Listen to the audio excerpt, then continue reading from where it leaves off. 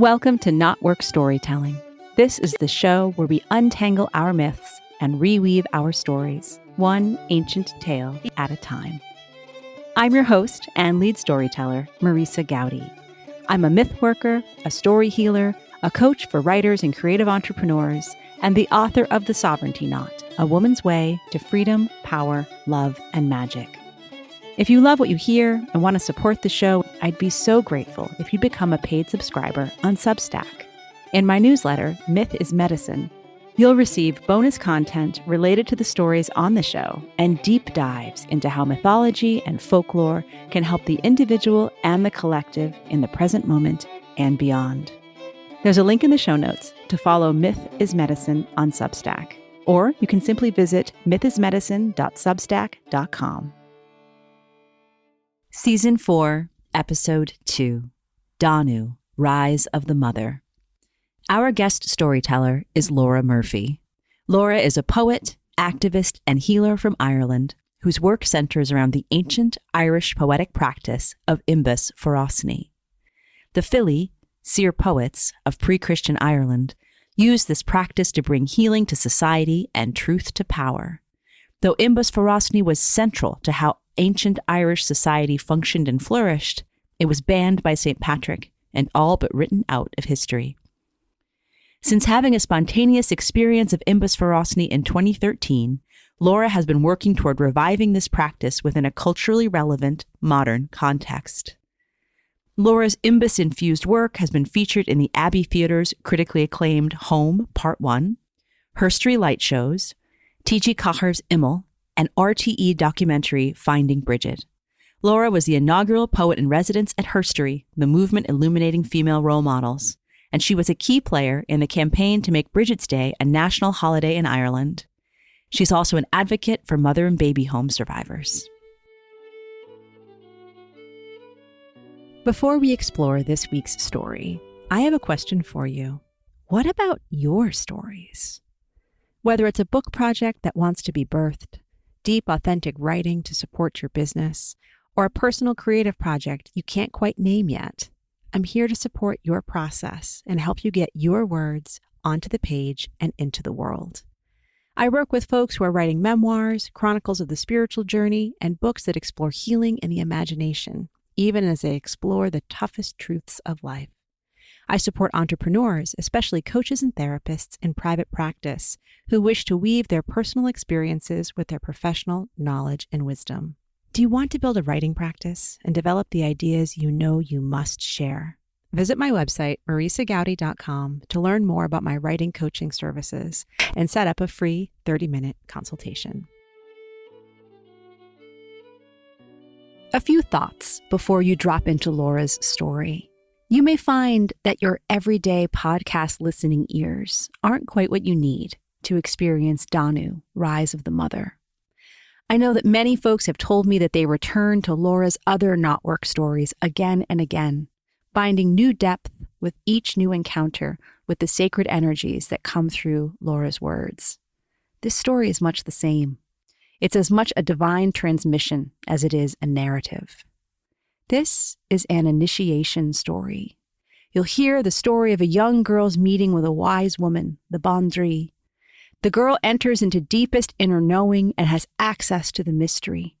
She is opened so that the great truths can come through her. She is invited to receive the initiatory rites of Danu, the great mother goddess of the Irish tradition. This is also a creation story. One of the great mysteries of Irish mythology is the lack of a native creation story. Such stories are at the core of most mythologies from around the world. And so we're left with the question, what did our ancestors believe? Why was their creation story forgotten? Or perhaps you should ask, why was it eliminated?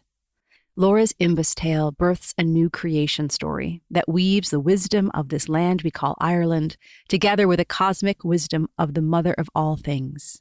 At the close of Laura's story, you'll hear a gorgeous sacred chant written by Jenny Nourasel. It was sung and recorded by Melanie Taylor in the Grotto Sainte-Marie-Madeleine in the mountain of St. Baume. One final note. In this story, Laura mentions the Bondri. This term has no direct translation in English. It means woman druid, healer, priestess, wise woman, and initiate of the earth mysteries. Now, I have a little bit of Irish, but I admit that I heard most of the story thinking that Laura was saying boundary. I think that bit of sacred confusion adds some interesting nuance to the tale, but it might be easier to follow the story if you know that the young girl is speaking to a wise woman, not to a metaphysical boundary wall.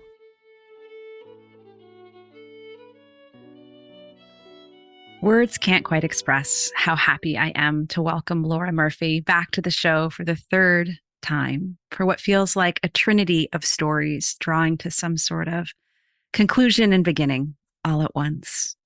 So as is our way at KnotWork Storytelling, we first ask the story to speak for itself, and then we'll dive into all of its resonances. So Laura Fulcha, welcome back.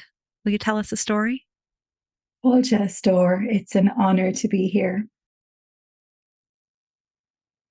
How did it all begin? Asked the young girl. The Bandri answered by saying, before the beginning was the void. And what is the void? Asked the girl. Attempting to describe the void does not serve, for in speaking it, we bring into form that which is formless. One must understand the void as mystery. The deepest mysteries cannot be spoken or taught. They can only be experienced through gnosis, inner knowing. The poets ever believed that the brink of water was the place of revelation. We are here at the water's edge where I will show you the way. First, you must empty your mind. Fix your eyes upon nothing. Move gently if move you must. Make no more sound than the mice make. And like a long-legged fly upon the stream, let your mind move upon the silence. Feeling the cool water touch her feet and allowing her body to attune to the stillness of the silence, her hands moved gently as if dancing in the breeze. Words wanted to be spoken. Let them flow, encouraged the Bandri. This is the divine inspiration of Imbas Forosnai. The mystery is coming through you. Allow it to speak. And the girl opened her mouth. I was made into the likeness of man to satisfy what humans could not understand. You think that I am your father. Compare me to anything, it would be mother, for she is creator. But I am neither. I am the source. I am the way. The light, the dark, the night, the day. All of this, none of this. Poetry in motion, solid matter. It is a natural law that is your master. Do not bow to a man in the sky. He will judge and punish you in your mind's limited eye. Do not fixate on the fall of man. Blind faith gives no place in heaven. We are all God emanations. You are God. God is you. Sacred and profane, false and true, as is the monkey and the cat and the dog, the ant and the spider, the bird in the sky, the wind and the rain, the tree in the soil, the drop of water, and the great ocean wild. All equal in my symbolic eyes. Truth is nature. Nature is truth. Heaven can be a place on earth. I am the intelligence that knows the way. It is not about obeying me, but finding the way. The truth in your heart knows the way. The way is love. Love is the way. The way that was lost when I was made into your name.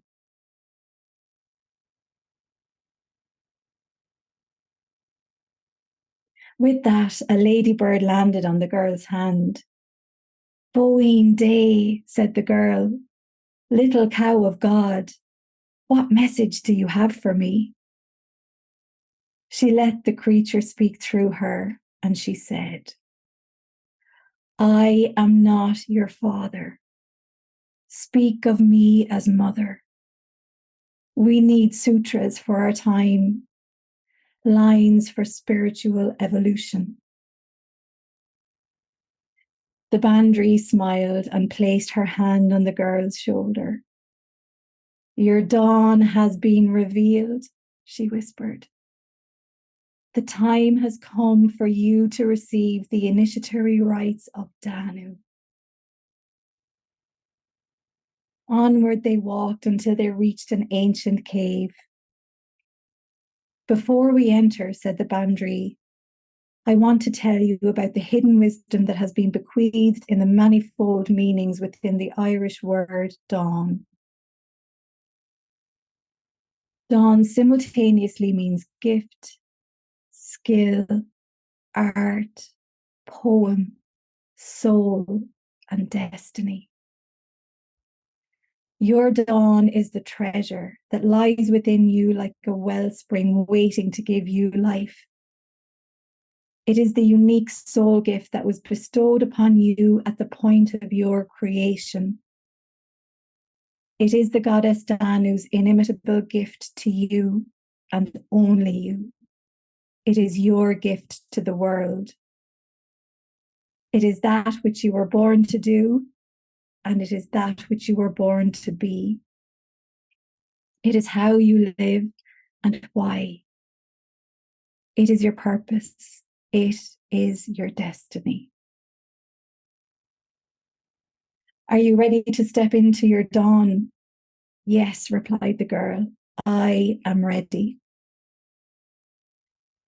Inside the cave, there are 13 grandmothers who will bear witness to your rite of passage. We will share the story of Danu with you, which has been passed down through our lineage since the dawn of creation itself. After receiving this transmission, you will be ready to walk forth in the light of your dawn. The girl hesitated. You belong in this space, said the Bandri. And the girl took her first step. Inside the cave, the grandmothers stood in a circle. They guided her into the center. Each grandmother placed a flower at her feet and their hand upon her heart. The Bandri offered her an apple. The girl sat in lotus position and closed her eyes. It was time for her to receive the creation story. The Bandri spoke. In the beginning was the Word, and the Word was Om, the primordial sound of creation that began as the mystery became aware of itself. Om was the first emanation from the great void, the first spiritual form of matter, the first utterance as the divine imagination dreamed itself into being, the first manifestation from which all things came. she who is named the mother of all things, she whose name is Danu, she who is. The unspeakable joy of this first dreaming manifested as a single tear. When the tear came to know itself as love, all things became possible. This was the emergence of the matrix of living force which urged all things into existence. And thus, one tear became two, ever expanding through the golden sequence until there gushed a mighty torrent down upon the earth. The divine waters of Danu cascaded downward, and her dreaming caused life to spring forth. Dreaming now of a river, now of the mountains, now of the seas, now of the stars, now of the sun. And as her love peaked, she dreamed now of a tree. Danu let her sacred waters flow freely into the tree, nourishing the tree until it became the great tree of life, the great oak whose name is Billa. And when her love for Billa came to know itself as desire, sacred union became possible. Danu and Billa joined in sacred union. The power of their love and desire manifested as two acorns. The first acorn was male. From it sprang Dagda, the good god. The second acorn was female. From it emerged Bowen, the illuminated goddess. Dagda and Bowen gazed upon one another in wonder, for it was their destiny to make order from the primeval chaos and to people the earth with the children of Danu, whose waters had given them life. And in the name of the mother, Danu, they fulfilled their destiny. The first child emerged from the womb of Bowen. Brigid, the exalted one, came with her dawn of healing and Imbas Forosnai. Then came Angus, whose dawn was love. Then Lugh, the Samaldonach, who brought every skill, science, and art, and the leadership of gods. And Ogma's gift was the sacred language known as Ogham, which carried with it the sound of original creation. Known mostly as the Tuatha De Danann, the tribe of Danu, they were also called the Eas She, the Shining Ones. They were superhuman in power and beauty because they were illuminated with the light of their dawn. The gift that each of them had received from Danu was offered as their gift to the world. Each one of them excelled in some form of art, poetry, warriorship, skill, science, or craft that was beneficial for the flourishing of their people and the land. And because of this, they lived in a golden age of prosperity, peace, and harmony for many aeons. Another grandmother stepped forward and spoke. It is unclear to the people of today whether the Tuatha De Danann came from heaven or earth. The truth is that they are of the sky and of the earth. Their dawn was to create heaven here on earth. The secret is that Danu is manifest on earth. We are inside of the cave of a great mountain which is known as the Paps of Anu, the breasts of Danu. It is in the valley of these mountains, between the breasts of Danu, that Bila, the great tree of life, sprang forth from her dreaming. It was here that she nourished him with her sacred waters. It is here that she will nourish you.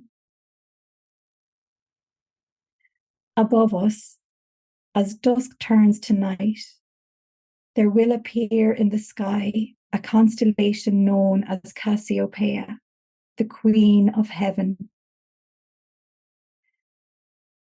These stars are a cosmic mirror of the earthly breasts of Danu. The silhouette of these mountains reflect the shape of the stars. The mountains and the stars are both emanations of the breasts of Danu. As above, so below.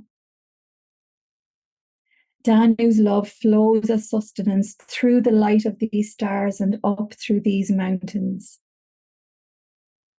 Where the stars and the mountains meet, there is a great void, reflecting the mystery from which Danu came into being. This void can also be conceived of as Danu's womb. You, Astor, are in the womb of Danu. Open your heart and call Danu to you. Feel her waters of Sulis Orga, golden light, nourishing you through her cosmic umbilical cord. You are a daughter of Danu, Indian Danu. From her, you were never separated. Tear after tear began to flow from the girl's eyes. A love she never knew existed coursed through her veins. Immense joy and bliss rose from the core of her being. The deepest gratitude yearned to be expressed. Sing, child, said the Bandri. Your dawn begins with a song. Sing, and then you may walk forth in the light of your dawn. It is done, it is done, it is done. And with that, the girl sang her dawn into being.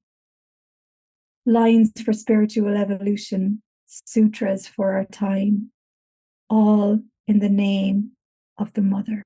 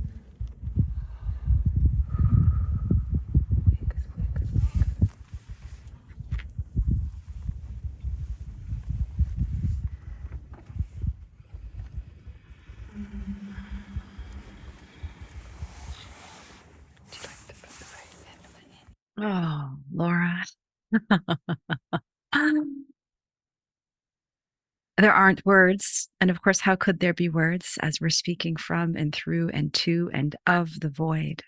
But there is all gratitude as vast as the ocean for what is an initiation and an invocation. And I feel as if all who get to hear this become daughters of Danu, and Nian of Danu, sons of Danu, and beyond all of the earthly words we use to understand male, female, daughter, son, mother, father. We're all here in the belly together. Mila, Mila Buikas. Thank you, my friend. Thank you for holding the space and for the invitation.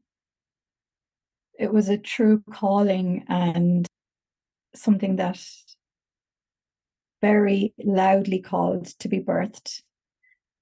And that was a long time in the making, but the time to share it was now. And you take us sort of in and through and beyond storytelling into transmission, and then allowing us to remember that they're all the same. I feel like this gave us that opportunity, knowing that you're playing with what we call creation story. And I say playing with great esteem and honor, because when we play with our stories, that's when the magic comes. It's the working that I think sometimes gives them bruises like a beautiful apple that's handled poorly.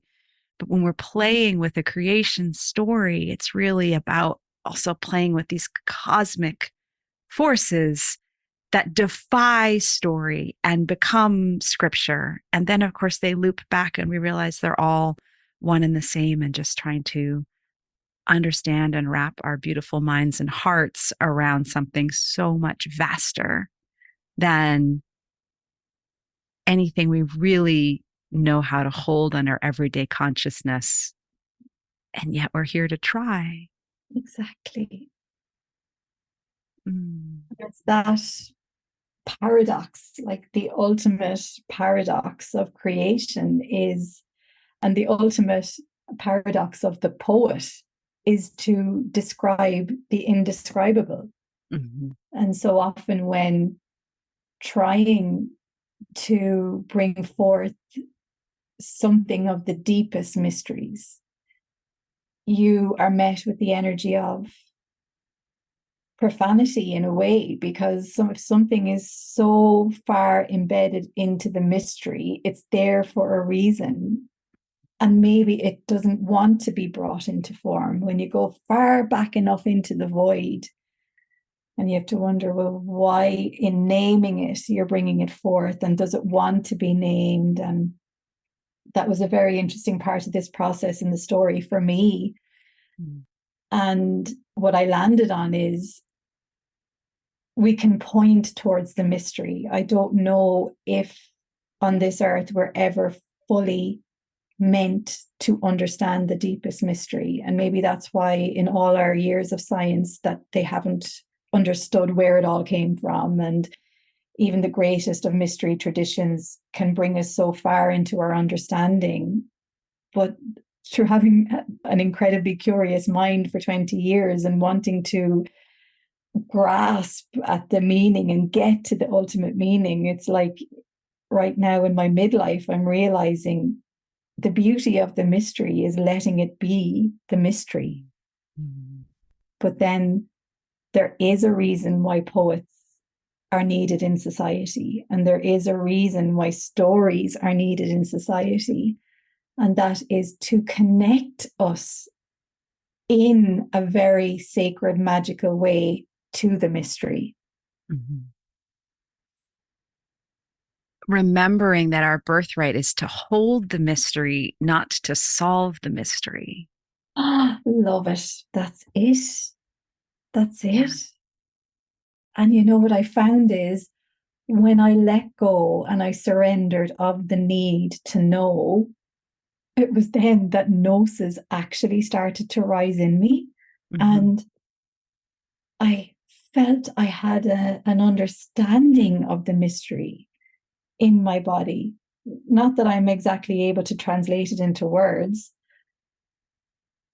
That's the message of the story, that the mystery will find you when you attune and you align to the earth and you align to your dawn and you have devotion to the mystery and you have devotion to the creative force that is alive in all of us, that some call God, that some call the way, that some call the Tao, that the mystery can become alive within you as a living, breathing force. And you do understand the dynamics of creation. And that's how you bring forth creation in littler ways in your life or in your work or in your dawn or in your vocation. Yes. I feel like I'm in the cauldron with all of the images and all of the words and all of the, the poets that are speaking through you and with you in this moment. And I'm trying to decide where I'm called to begin. And so I'm going to go to the place that I think touched me most intimately, because it's an image that I've been working with for years, but I don't think you and I have ever talked about. And those are the 13 grandmothers in the belly of the earth. That has been something we've worked on in my mystery school for years. And that has been the place where I go for my solace and my renewal. And I'm held by these grandmothers. And then, of course, here they are in your story because they're real. In the spirit plane, they're real, and they're beings that we've seen, albeit getting there on different roads, on different continents, on different islands. So can you tell me a little bit about your knowing of these 13 grandmothers? Yeah, because in the conscious plane, I don't really know anything about the 13 grandmothers. I know there's a council of 13 elders with women from different traditions across the world who are coming together and doing great work for nature and for the planet. But I don't know really anything beyond that, apart from they wanted to come through in this story. It was 13 of them. They were grandmothers, because in my more linear thought process of the story, there would have been women from all the different generations in the cave. Mm-hmm. But that wasn't to be, it was meant to be the 13 grandmothers. So I'm interested to hear how you've been working with the 13 grandmothers. I guess it's similar in that sense of I know and I don't know, right? It's the place we go in spirit that says this is the womb. This is that place to go back to when you need healing and you need rebirth and you need to just sort of plug back into the great umbilicus and say, right, I am always here as daughter of goddess, daughter of God, daughter of the void. And in being able to go back there, that's that sense of saying, I can rest here for a little while in order to return to sort of our journey in this middle world where we're meant to be walking and connecting the mountains to the stars, but having to do our very real day-to-day routine of being the mom and making dinner and all the things that get stuck in the way and that are the way at the same time. Exactly. And I think my experience is of grandmothers in Ireland and how they did so much. If you think of their generations, it was their mothers and their grandparents that were around in the time of the 1916 rising and the famine, and they were, just one step removed, or maybe they touched those levels of trauma. But how they held so much together, how they, in a time of great poverty in Ireland, that they had many children because of the way Catholic Ireland was. Like each family had 5, 6, 7, 8, 9. I mean, someone in my family has 17 children. They had 17 children. So it's like, but yes, the mothers and the grandmothers, they were able to keep everything together. They got up early in the morning, they went and they gathered the eggs, but they also made sure everyone was nurtured in all of the ways, in life and in food. And also kept the traditions alive, you know, in a time where our ways and our old ways and our indigenous ways were being suppressed.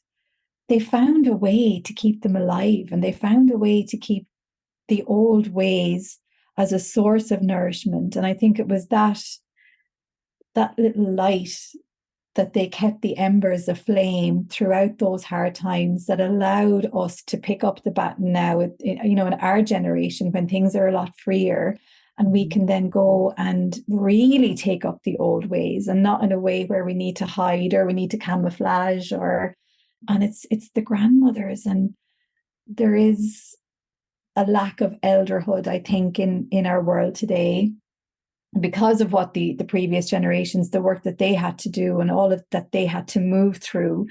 They were denied their elders, and the lineage was probably somewhat broken.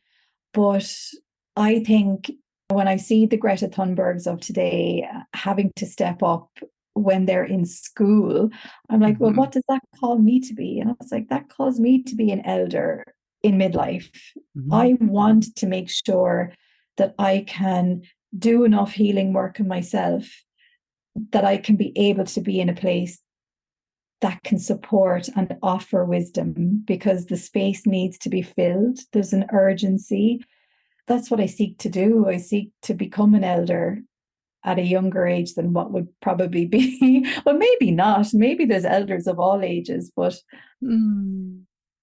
that resonates with when I feel like I really claim hag in a really sacred way, especially with women in their 20s. They're like, what do you mean? And part of it's me kind of coping with, like, here I am in midlife as well. And I'm just, this is how we're going to euphemistically speak of perimenopausal symptoms. And they're like, I'm like, no, it's grand. I'm claiming hag here in the middle moment, and it's part of the magic. And so I want to kind of hearing what you were saying too, in that sense of becoming an elder at midlife or whatever it is, to know that, knowing that part of the work is to hold and pass the wisdom. That takes us right into sort of a universal understanding of our dawn, though it may come through in different specific facets, like a prism. It feels like if there's one answer to it, it's that sense of, well, there's that idea too of becoming a good ancestor. And that's looking way back, but it's becoming an elder in this moment for, well, all of those around us, I suppose, not just looking back a decade or two or three behind us. Yeah, for sure. And it's really beautiful, because it was one of my most cherished elders that told me about the magic of the word dawn originally. So Dolores, she wrote a book, Ever Ancient, Ever New, and she walked with me. She organized Brigid's Way, the pilgrimage for Brigid in 2013. And on that pilgrimage, she told us that the Irish word dawn, we just know the word dawn as having one layer of meaning, and that it means poem. But when she said it means skill, gift, destiny, and soul, and it points to that magic that is in the Irish language, that in English words, like English is a very apt language for this Cartesian way we have developed our society to be, the reductionist, linear, logical way of thinking, which absolutely serves to a point, but it shouldn't be at the expense of a more poetic, metaphorical way of being that actually serves to expand consciousness rather than reduce. But the Irish language is a language of ever expanding consciousness. And if we take the example of the word dawn, you could look on it as dawn in Irish has multiple meanings, which is magical in itself. But I think the real magic is that the meaning of dawn is actually the collected words. It's the meaning of all of the words together, which has no direct correlation in English.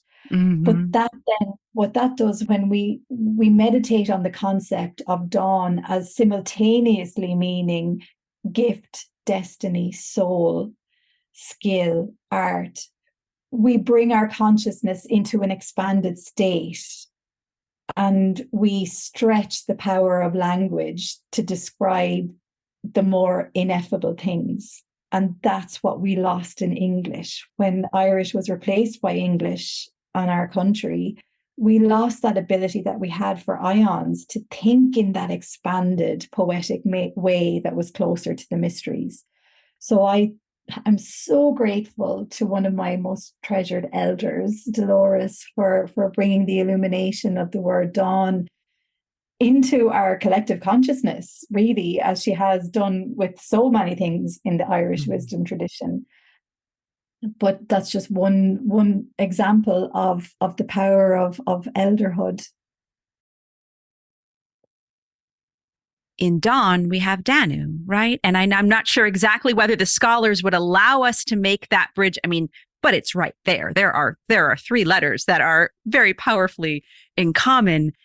And the vibration is certainly there, even if there may be some etymological variances coming through, because there's just so many streams coming together, which of course is straight from the Irish tradition as well, that many streams of wisdom come together to create something powerful and vivid and new that emerges into this world. Absolutely. But I think you're spot on. And that's my theory, is that that's, of course, where the word dawn came from, Danu. It's my understanding that that's why the Tuatha De Danann were called the shining ones, because they shone from the light of their dawn. They had no obstructions to their dawn that we have today. You know, we're so bound by the constraints of society. We need to earn a living, and our dawns, if they're unconventional, we don't have the freedom to be in our dawn. And I mean, in Ireland for so long, even as much as Ireland cherishes poets, if you emerged in your world as a poet, it's like, well, who does she think she is? You know, it's that Irish begrudgery thing that everybody experiences. So it's like there was a trauma in our country that blocked us for so long from being free to just be who we are, because that's what our dawn is. Our dawn is just simply who we are naturally. And while I had an understanding that I had a gift of poetry and a gift of healing from maybe age 13, I didn't fully understand how it could be an embodied vocation. Or I expressed my dawn in isolation for a long number of years. And what I did was I sought to put validation on it from the conventional world. Like, I didn't go public with my ability to do hands-on healing until, this is my thought process, until I could put the scientific understanding on it. And in ways it was really good, because I dedicated myself over 20 years to understanding all I could in the academic realms of poetry and mythology, and everything in the scientific realms for healing.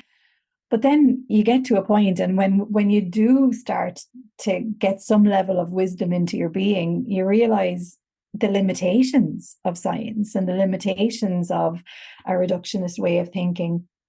And then you find a way to actually to merge the two. But ultimately, the wisdom is that you don't need validation from science or from anyone. Your dawn is just what is there naturally. And if you have passion and you want to find out more and you want to excel and you want to bring it forth in a responsible way, like I did with healing. I mean, healing is big work. You don't want to be doing it in a way that's irresponsible or not trauma informed. So I'm very thankful to my logical self for that.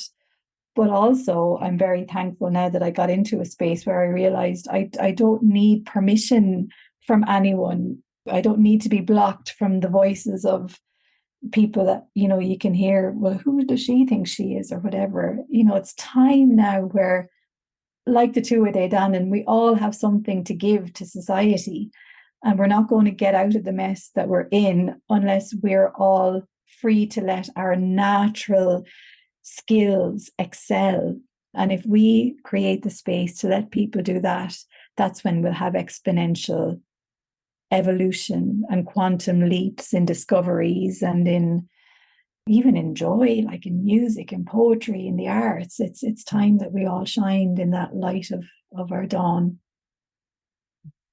Yes. Oh, a million times yes. What I'm hearing and what you're saying, there's so much there, but we get caught in this sense of, well, revelation was allowed in the book of Genesis and poetry was allowed in Yeats. Oh, and maybe in Heaney, he's a bit more recent, but those are our dear departed poets who we keep on the shelf and bring them off and say, thank goodness they were able to channel this wild madness in. They got to live the life of a poet. So how's your training in STEM going, dear? Has the engineering program going well? Good.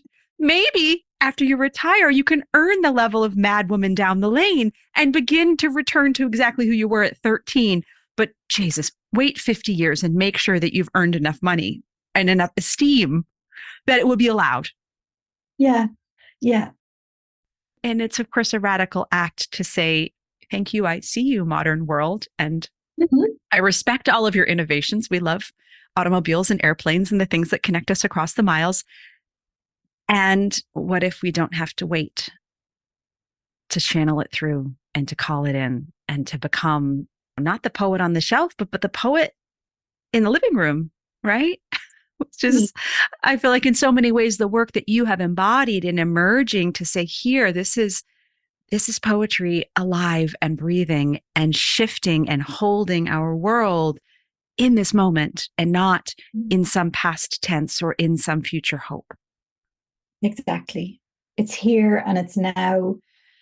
And it's a response to the urgency, but it's also a response to the higher nature of our humanity. And, we're bombarded with all of these images of lower nature living, in wars and in the far right and all the rest of it.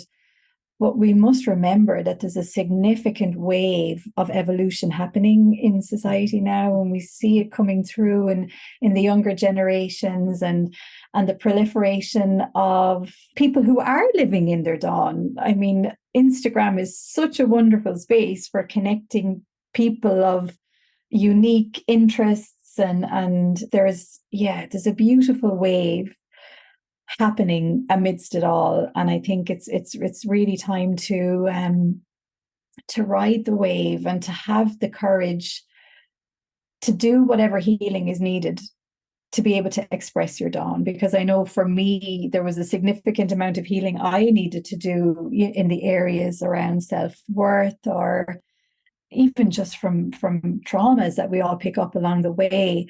If we go out into the world and we become more visible, or we become more powerful in how we express our skills or our talents, it's going to bring things into focus, whether it's in your own psychological space or whether it's in public. But the responsible thing to do, if you are focused or you do feel it's time to step more into your dawn, is to see to your own healing and see to the parts of you where that need love, or see parts of you that are maybe acting out of shadow. Or that's where the gold is. It's like what Campbell said, the cave you fear to enter holds the treasure you seek. That's all part of dawn activation. And when we speak of our dawn, or we see people releasing a video of music or poetry, or we see someone stepping into their dawn, and it all looks so shiny and wonderful and coherent. But in my experience, the process can be so messy, and it's like you do need to go into the dark, you do need to go into the cave. And definitely my process of awakening my dawn was anything but shiny and coherent and luminous throughout the process. It happens, but it's yin and yang. Oh, Laura, we could sit here all day and just keep looking through the layers of our own experience of all these, of the stories itself. But I want to just ask you if there's any pieces of the story that you want to really call in and to highlight in terms of what felt either most powerful as a transmission coming through, or pieces that you're really sort of saying, when I told that tale of Danu, it was this image that really shone for me. Yeah, I think it's the amazing thing in our whole canon of mythology is that Danu, I think, is mentioned about once or twice. Right. In Cormac's glossary, she's mentioned as the mother of all. And then that's kind of it. And I think there's another place where in the Book of Invasions, she's mentioned as Anand, which, funnily enough, in Sanskrit means bliss and means joy. And that's it. So you would wonder why, if the Tuatha Danann are the great beings in our mythology and the beings who are associated with higher consciousness and all of the poetic mythology that comes down, and that they are people of the goddess Danu. How is it that we have that one little piece from a medieval manuscript that's written? So that was the challenge, I suppose, in writing. It felt, as with the story of Bowen and Brigid that I shared here in the other podcasts, the gold in those stories was the bringing forth of that which had been suppressed about the divine feminine in each of those cases. And it was the same with Danu, because I figured she must be of eminence, the ultimate preeminent goddess of our mythology, if the people of the Tuatha Danann are the people of the goddess Danu. So it's very important, I think, that her place, her preeminence is understood, and the true meaning of her archetype, or the true energy of her archetype, is understood. But the challenge is that her archetype goes into that space of the void, which moves into that kind of ineffability that we're talking about. And I think maybe that's a lot of the reason why patriarchy ended up dropping her, A, because of her power, and A, because her archetype was the ultimate origin of creation, but B, because the mystery was so difficult to understand in a linear way of thinking. But I think as part of our evolution, part of our understanding of the mysteries, because there are mystery traditions, so many mystery traditions the world over, that have secrets that are hard to access now. But the thing is, because we have gnosis ourselves, we have the ability to understand the mysteries. And that's what that story points to. It points to the time has come for us not to be spoon-fed the mysteries from dogmatic traditions. The time has come for us to awaken to our own innate understanding of the mysteries, but also leaning on the golden nuggets that have been left by our ancestors. And I suppose that's generally what the point of the story was. But I think a key point in the creation of the story that was fascinating for me was the discovery that Danu was connected with the constellation of Cassiopeia. Because there's only one or two things written about her in the literature. And then even in the landscape, where we have the Kyloch emanations everywhere in Ireland, or we have Bowen and we have Brigid everywhere, Danu really is only in one place. For someone who is obviously the preeminent goddess, she only appears in one place in Ireland that we know of, that the memory exists. And that was the paps of Anu, the breasts of Danu in Killarney. So what was amazing to me is when my friend Yuri Lett, he sent me a video that shared with me the connection of Danu and the Welsh equivalent Don, and that Don is very closely connected with the star system of Cassiopeia. And then when I looked at the shape of Cassiopeia, it was the very same inverse. It was inverse of the paps of Danu. And I'm like, this is exactly our ancestors. It's undeniable now how sophisticated our ancestors were in astronomy and archaeo, and the buildings, how they constructed Newgrange, how they understood the features of the land. I mean, the direct alignments that span across the island, the straight lines that the sacred sites make connected to Lugh or connected to Brigid really points to the sophistication of our ancestors. And it couldn't have been a case that they just didn't have anything to do with Danu. So when I realized through Yuri's brilliant work that Cassiopeia was connected to Danu, and that we had an earthly manifestation that wasn't something that they built, because it was amazing to have Newgrange as a manifestation of Bowen that our ancestors built, but that this manifestation of the primordial goddess rose from the earth, and Danu as the nourisher and the giver of sustenance. The idea of the sustenance coming through her breasts, points to the Milky Way. And Bowen was known in Irish as the Boyne River, as Bealach na Bó Finne, which means way of the white cow, which is also the name in Irish of the Milky Way. But Cassiopeia lies directly on the Milky Way. So the breasts of the goddess, the breasts of the mother, lie on the Milky Way.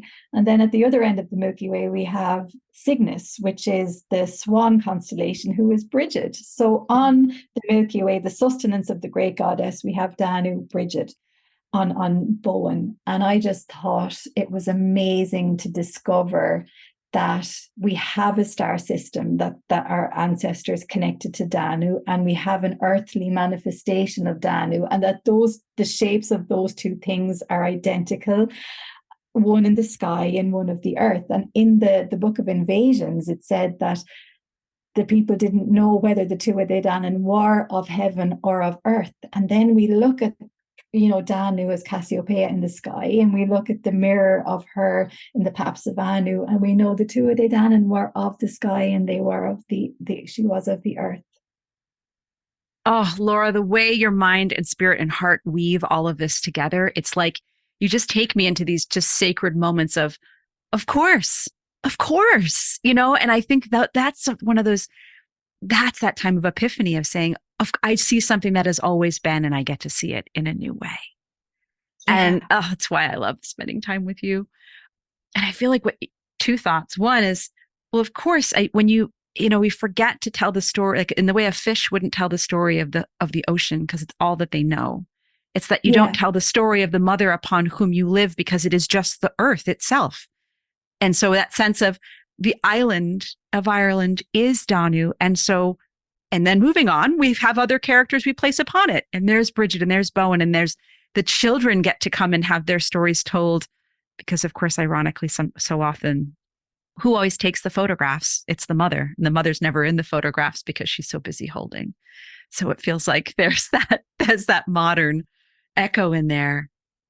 But there's also just the idea of, it's what you embody so beautifully. And I feel it's that sense of sort of rooting into the tradition that we have, to the nuggets that we have, as you describe them, the bits of story and lore, in order to rise into whatever our next sort of evolutionary step is, that says, how do we go outside of dogma without cherry picking the tradition and the books too much, but also say, to come back to what you're saying before of how do we trust our own dawn that says there is an inner wisdom, there is an ability to call forth discernment, there is an internal integrity that could be trusted enough to say, I'm going to unify this bit of golden wisdom with this bit of observation that says, I see this with my own eyes. I have others I know who are seeing it too.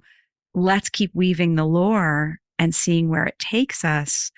Because that, of course, is so much of the point, is to say, how do we move forward with it? Not how do we continue it as a dusty antique, sort of trying to hold on to those few words we have that keep the story limited and small.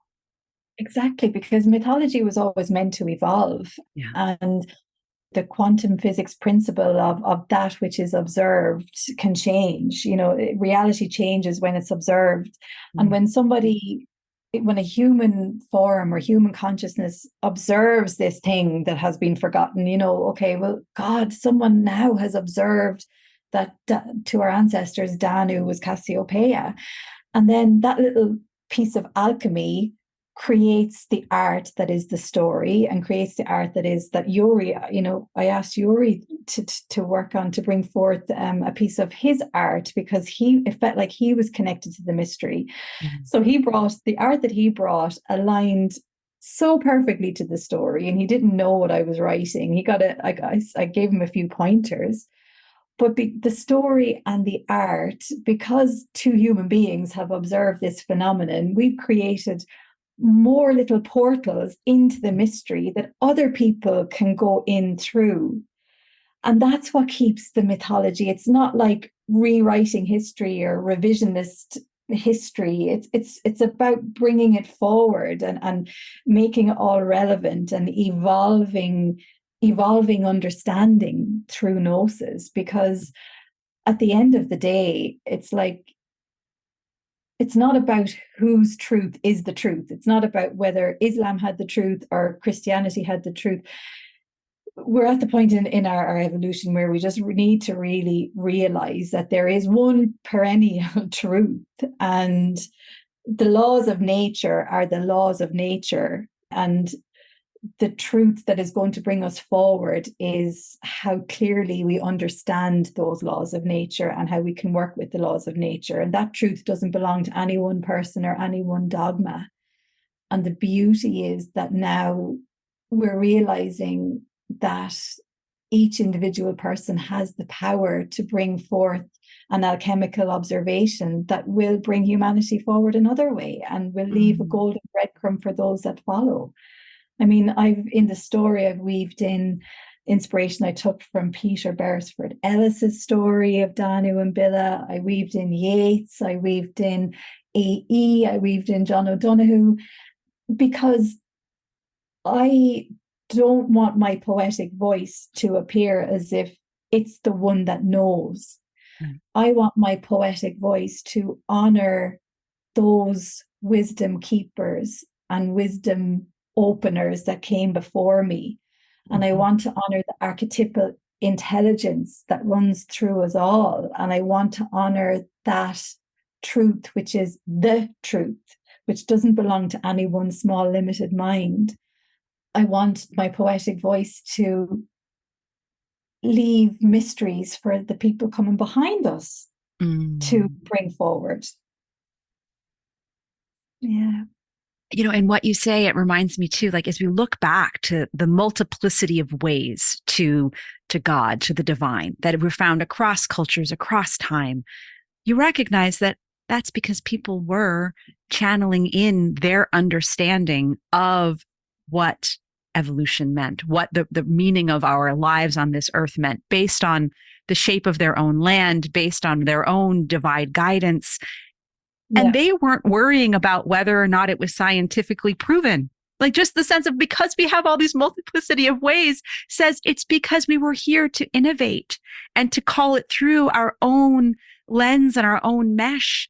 And so this obsession we have in this moment with saying, well, we have to make sure we follow this tradition to the T and make sure we don't appropriate or pervert or change in too many ways and get into, you know, unverified personal gnosis. That's what the human creation and innovation has been built on. Both that sense of those who do it by the book, and then those who say, but what if we add an appendix to the book? And what if there's a hidden apocrypha of what you forgot was in the book in the beginning? And we just keep innovating. And I feel like that's sort of a half-baked thought, but it's one of those things that just sort of is coming in of like, when we get too trapped in our minds that say we must do it right, or that we must honor correctly, or that we, in that desire to have more ritual in our lives, to have more of the sacred. And then, you know, I could speak from my own sense of here on Turtle Island, here in the States, where I was given sort of a watered down American version of Catholicism, and that even the family lineage stories would really come through only very lightly because everything had become mixed and Americanized. There becomes that longing and need to go back to something ancient, go back to something that would have come before and been held by the ancestors or just by other wisdom keepers. And yet also knowing there's that moment of saying, but I have to innovate here where I am right now. I'm on the lands of the Lenape people. I'm in Esopus. Like, who were they?